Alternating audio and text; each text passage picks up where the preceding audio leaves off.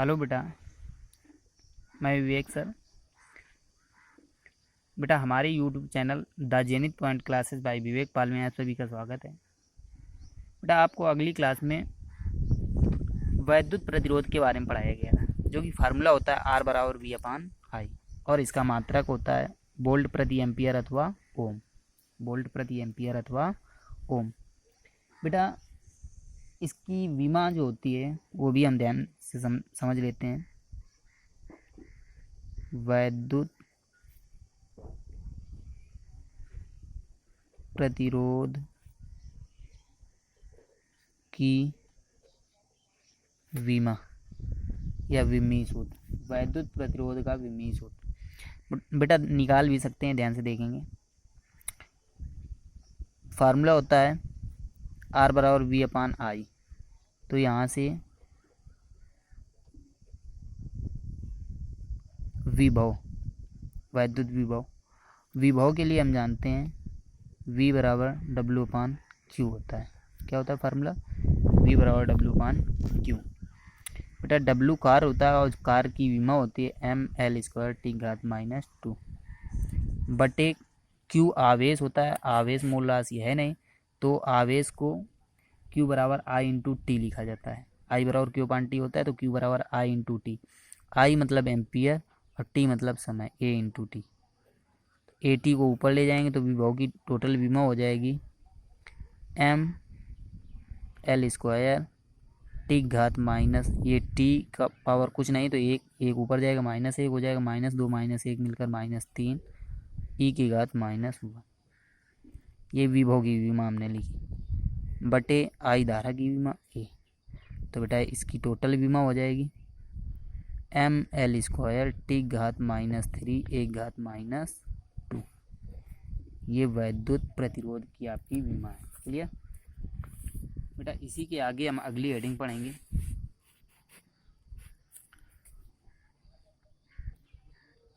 वैद्युत प्रतिरोध के बाद वैद्युत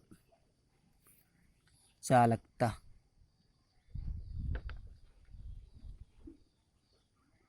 वैद्युत चालकता क्या होती है, ध्यान से देखेंगे।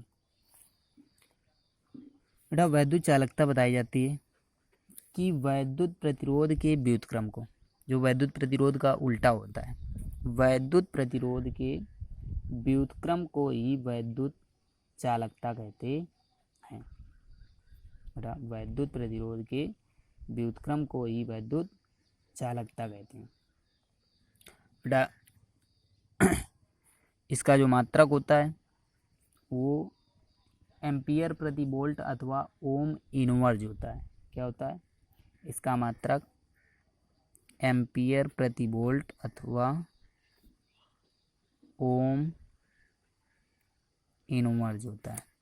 बेटा, इसका विमीय सूत्र, जो प्रतिरोध की विमा होती है उसका उल्टा, तो जो माइनस का होता है वो प्लस का, और जो प्लस का होगा वो माइनस का।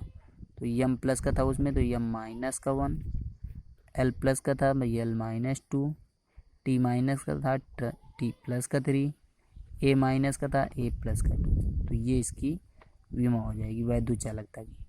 तो इसकी थ्योरी लिखेंगे, वैद्युत प्रतिरोध के व्युत्क्रम को, वैद्युत प्रतिरोध के व्युत्क्रम को वैद्युत चालकता कहते हैं।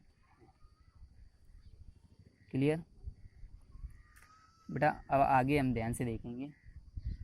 एक वैज्ञानिक थे जिन्होंने अपना नियम दिया है, तो हेडिंग डालेंगे ओम का नियम। ये भी बेटा मोस्ट इम्पॉर्टेंट है, ध्यान से देखेंगे। इसकी उत्पत्ति भी देखेंगे। ओम का नियम।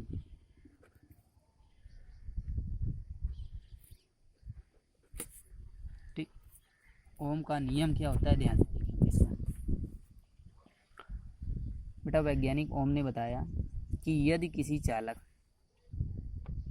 ओम के नियम से पता चलता है कि यदि किसी चालक, मान लेते हैं कोई चालक है, तो ओम्स लॉ जो होता है वो होता है बेटा कि यदि किसी चालक की भौतिक अवस्थाएं जैसे ताप, दाब आदि, ये भौतिक अवस्थाएं हैं, तो यदि किसी चालक की भौतिक अवस्थाएं जैसे ताप, दाब आदि में कोई परिवर्तन ना हो, मतलब ताप ना बदले, ना बढ़े ना घटे, दाब में भी कोई परिवर्तन ना हो कि वो बढ़ रही हो घट रही हो, दाब का मतलब खिंचाव होता है। ठीक, ताप व दाब में कोई परिवर्तन ना हो, ताप दाब आदि में कोई परिवर्तन ना हो तो चालक के सिरों का विभवांतर उसमें प्रवाहित धारा के अनुक्रमानुपाती होता है। यहाँ पे बेटा वैद्युत प्रतिरोध में बताया गया था कि जो चालक में प्रवाहित धारा होती है और विभव होता है वो एक दूसरे के बीच क्रमानुपाती होते हैं। यहाँ पे ओम जो वैज्ञानिक हैं इन्होंने बताया कि यदि कोई चालक है, यदि किसी चालक की भौतिक अवस्थाएं जैसे ताप दाब आदि में कोई परिवर्तन ना हो तो चालक के सिरों का विभवांतर, तो चालक के सिरों का विभवांतर उसमें प्रवाहित धारा के अनुक्रमानुपाती होता है। क्या होता है? अनुक्रमानुपाती। बेटा यहाँ पे प्रोपोर्शनल हटाएंगे, नियतांक लगाएंगे, v बराबर यहाँ पे जो नियतांक लगाया जाता है वो रेडवर्ग नियतांक होता है r। क्या होता है? r रेडवर्ग नियतांक r इंटू आई। तो यहाँ से r बराबर निकल आता है v अपान आई। ये फार्मूला ओम का नियम है, यही आपका प्रतिरोध के लिए फार्मूला होता है। तो ओम ने बताया यदि किसी चालक की भौतिक अवस्थाएं, यदि किसी चालक की भौतिक अवस्थाएं जैसे ताप दाब आदि में कोई परिवर्तन ना हो तो उस चालक के सिरों पर उत्पन्न विभवांतर उस चालक में प्रवाहित धारा के अनुक्रमानुपाती होता है। v प्रोपोर्शनल आई। बेटा प्रोपोर्शनल हटाएंगे, r रेडवर्ग नियतांक लगाएंगे तो v बराबर r इंटू आई हो जाएगा। तो यहाँ पे r बराबर फार्मूला निकल आता है v अपान आई। क्लियर? ये ओम का नियम है। बेटा अब इसकी उपपत्ति हम करेंगे या ओम के नियम का निगमन करेंगे। ध्यान से देखेंगे इसको, बहुत ही अच्छा व्यंजक है। हेडिंग डालेंगे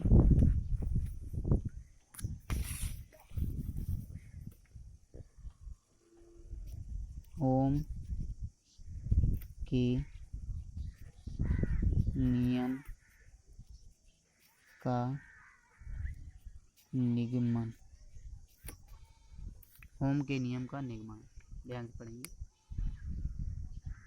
बेटा इसकी थ्योरी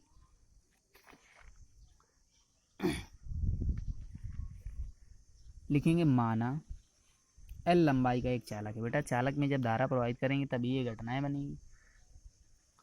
तो जब किसी चालक में धारा प्रवाहित करेंगे तो विभव उत्पन्न होगा, और जब विभव होगा धारा होगी तभी ओम का नियम कार्य करेगा, क्योंकि ओम का नियम धारा और विभव पर ही निर्भर करता है। ठीक, तो बेटा मान के चलते हैं माना एल लंबाई का एक चालक है, माना एल लंबाई का एक चालक है जिसका परिच्छेद क्षेत्रफल ए, जिसका परिच्छेद क्षेत्रफल ए तथा चालक के प्रति एकांक आयतन, तथा उस चालक के प्रति एकांक आयतन में मुक्त इलेक्ट्रॉनों की संख्या n एवं उन इलेक्ट्रॉनों का अनुगमन वेग vd, एवं उन इलेक्ट्रॉनों का अनुगमन वेग vd है, तब उस चालक में प्रवाहित धारा I बराबर NEA vd निकाल चुके हैं बेटा वैद्युत धारा तथा अनुगमन वेग में संबंध। ये हो जाएगा हमारा समीकरण फर्स्ट। थ्योरी ध्यान से समझ में आई? एक बार और देखते हैं। माना एल लंबाई का एक चालक जिसका परिच्छेद क्षेत्रफल ए, जिसका परिच्छेद क्षेत्रफल ए तथा चालक के प्रति एकांक आयतन में मुक्त इलेक्ट्रॉनों की संख्या n एवं उन इलेक्ट्रॉनों का वेग या एवं उन इलेक्ट्रॉनों का अनुगमन वेग vd है, तब चालक में प्रवाहित धारा I बराबर NEA vd। समीकरण फर्स्ट मान के छोड़ देंगे। इसके बाद लिखेंगे चालक के प्रत्येक बिंदु पर, चालक के प्रत्येक बिंदु पर वैद्युत क्षेत्र की तीव्रता, वैद्युत क्षेत्र की तीव्रता, वैद्युत क्षेत्र की तीव्रता बेटा हम जानते हैं E बराबर होता है विभव बटे विस्थापन, विस्थापन मतलब L। क्लियर? E बराबर V अपान L। बेटा लिखेंगे वैद्युत बल वैद्युत बल जो होता है वो हम जानते हैं E बराबर F/Q होता है। वैद्युत क्षेत्र की तीव्रता में E बराबर F/Q। E बराबर F/Q। तो अगर इलेक्ट्रॉन है तो इलेक्ट्रॉन का आवेश क्या हो जाएगा, स्मॉल e। तो बेटा यहाँ पे वैद्युत बल जो होगा वो F बराबर small e into capital E निकल आएगा। अगर इलेक्ट्रॉन का आवेश है तो, और नहीं आवेश Q है तो Q E निकल आएगा। ठीक, तो यहाँ पे लिखेंगे इलेक्ट्रॉन पर लगने वाला वैद्युत बल, इलेक्ट्रॉन पर लगने वाला वैद्युत बल F बराबर capital E into small e। बेटा कैपिटल E का मान रख दिया जाए, तब F बराबर V/L इंटू E या EV/L, इसको लिख सकते हैं F बराबर EV/L। क्लियर बेटा? तो ये आपका वैद्युत बल निकला। इसके बाद लिखेंगे तथा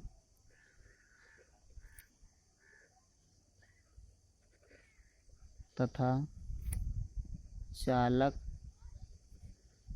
पर उत्पन्न त्वरण। जब बल लग रहा है तो त्वरण भी उत्पन्न होगा, विस्थापन है साथ में, तो इसलिए उत्पन्न त्वरण F बराबर ma होता है। तो यहाँ से त्वरण A बराबर हो जाएगा F/m। A बराबर F/m जो बल निकला था को कोश में बंद कर देंगे, लिख देंगे F का मान रखने पर,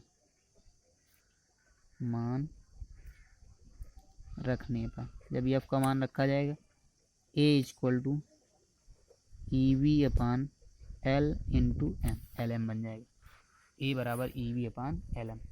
ये क्या निकल के आया हमारा बेटा, त्वरण निकल के आया। क्या निकला, त्वरण। अब इसको, इस त्वरण को हम कोष्ठ में बंद करके यहीं पे छोड़ देंगे। इसके बाद थोड़ी सी थ्योरी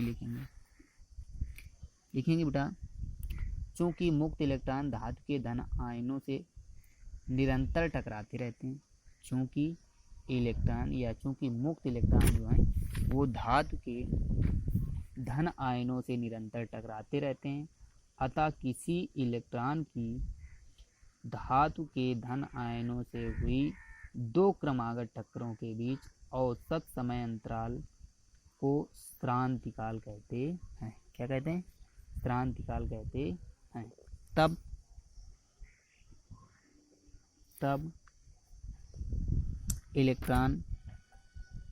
तब इलेक्ट्रॉनों का अनुगमन वेग Vd बराबर, यहाँ पे बेटा Vd बराबर फार्मूला होता है टाउ इंटू ए। ये बेटा यहाँ पे उन इलेक्ट्रॉनों के क्रांतिकाल और अनुगमन वेग में संबंध निकलता है। ठीक, तो Vd बराबर टाउ इंटू ए। यहाँ पे बेटा हम ए का मान रखेंगे, ए का मान रखने पर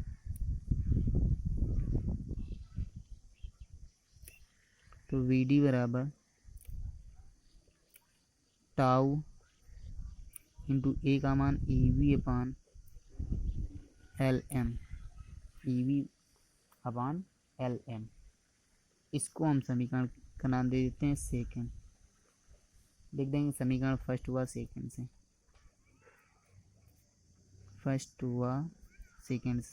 समीकरण फर्स्ट क्या बना था, सबको पता है बेटा, जो वैद्युत धारा और अनुगमन वेग में संबंध आया था, E बराबर NeAVD। ठीक, तो वहीं पे Vd का मान रखा जाए तो बेटा ये आ जाएगा I बराबर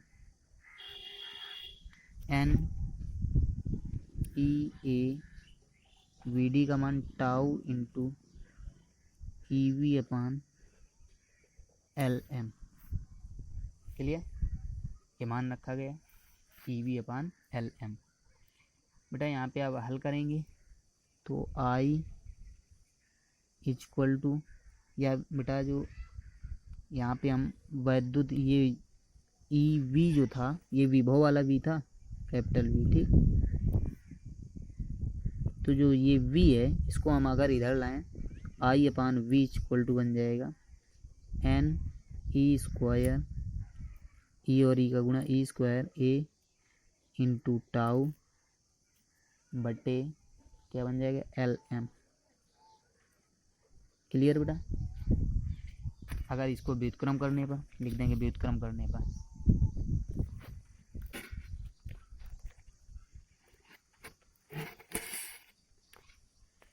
व्युत्क्रम करने पर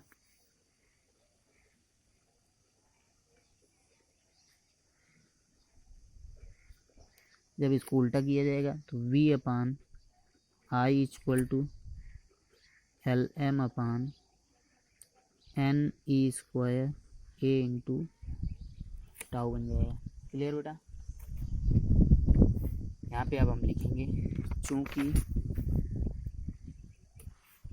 चूँकि निश्चित ताप पर दिए गए चालक के लिए, चूँकि निश्चित ताप पर दिए गए या निश्चित ताप पर दिए गए चालक के लिए L M upon N E square A tau equal to नियतांक है। क्या है? नियतांक है। क्लियर। तो इस टोटल को जब नियतांक माना जाता है तो v upon I equal to क्या निकल के आता है? नियतांक। क्या निकल के आता है? नियतांक। और बेटा यहाँ पे नियतांक क्या होता है? रेडवर्ग नियतांक। रेडवर्ग नियतांक हमने माना क्या था? आर। तो इसलिए फार्मूला बन जाता है v upon I equal to R. यही ओम का नियम है। क्लियर बेटा। वहाँ भी हमने आर जो माना था वो रेडवर्ग नियतांक था, तो इसलिए निकल के आता है v upon I equal to R. सही फार्मूला ये होता है v upon I equal to नियतांक। तो ओम का जो नियम होता है वो v अपान आई बराबर नियतांक होता है। क्लियर। तो बेटा ना समझ में आए कमेंट करके ज़रूर पूछें। इसके बाद बेटा दो छोटी छोटी हेडिंगें हम और देख लेते हैं। अच्छी हेडिंगें हैं, उनको ध्यान से देखेंगे।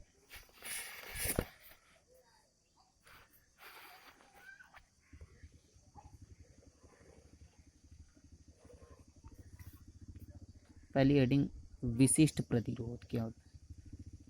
अभी हमने वैद्युत प्रतिरोध पढ़ा था, अब यहाँ पे हम पढ़ेंगे विशिष्ट प्रतिरोध।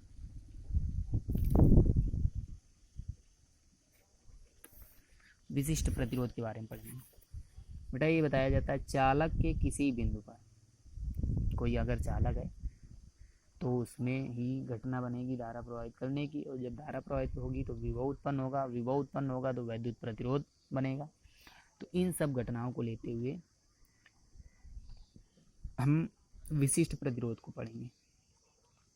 बताया जाता है, लिखेंगे सीधे, चालक के किसी बिंदु पर, चालक के किसी बिंदु पर वैद्युत क्षेत्र की तीव्रता, या चालक के किसी बिंदु पर उत्पन्न वैद्युत क्षेत्र की तीव्रता, ये चालक है तो उसके किसी भी बिंदु पर उत्पन्न वैद्युत क्षेत्र की तीव्रता तथा उस चालक में उत्पन्न धारा घनत्व, तथा उस चालक में उत्पन्न धारा घनत्व, और धारा घनत्व तभी उत्पन्न होता है जब उस चालक में के प्रति एकांक क्षेत्रफल में धारा या प्रति एकांक क्षेत्रफल से धारा अविलंबवत गुजर रही हो, तो उस कंडीशन को हम धारा घनत्व कहते हैं। फिर बेटा बताया जाता है किसी चालक के किसी बिंदु पर, किसी चालक के किसी बिंदु पर उत्पन्न वैद्युत क्षेत्र की तीव्रता, उत्पन्न वैद्युत क्षेत्र की तीव्रता जो होती है वो ई होती है, उत्पन्न वैद्युत क्षेत्र की तीव्रता तथा उसके किसी बिंदु पर उत्पन्न धारा घनत्व, या तथा उसके उसी बिंदु पर उत्पन्न धारा घनत्व